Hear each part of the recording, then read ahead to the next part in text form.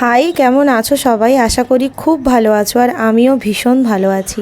শুনেছিলাম বিয়ের পর নাকি কালো জিনিসটা পরতে নেই। নিয়ম মতন আমিও 1 বছর কোনো কালো জিনিস পরিনি বললেই চলে। কিন্তু আজকে এই প্রথমবার নিজের জন্য একটা জিনিস বানাচ্ছি, তাও আবার কালো রং দিয়ে। কালো রং কিন্তু সবের সাথে পরলেই খুব মানায়। আজকেই প্রথমবার আমি নিজের জন্য চুড়ি বানাচ্ছি। আগে কখনো নিজের জন্য একটা কিছু বানাইনি। যা বানিয়েছি সব কাস্টমারের জন্য বানিয়েছি, সবাইকে খুশি করেছি, কিন্তু এই প্রথম নিজের জন্য বানাচ্ছি। আমার একটা ইভেন্ট আছে, ওখানে কালো শাড়ি পরে যাব। জানো, রেডিমেড চুড়িরও খোঁজ করেছিলাম, কিন্তু ওই যে বলে কপালে আছে, নিজের হাতে বানানো জিনিসটাই পরে যেতে হবে। আর দেখো, সেটাই হলো। প্রথম থেকে না করছিলাম, কিন্তু অবশেষে নিজের হাতে বানানো জিনিসটা পরেই আমি ইভেন্টে যাব। কোন ইভেন্ট, কী ব্যাপার, তার জন্য আমার চ্যানেলটাকে সাবস্ক্রাইব করে দাও। দেখা হচ্ছে নেক্সট ভিডিওতে। আজকের মতো আসি, বাই।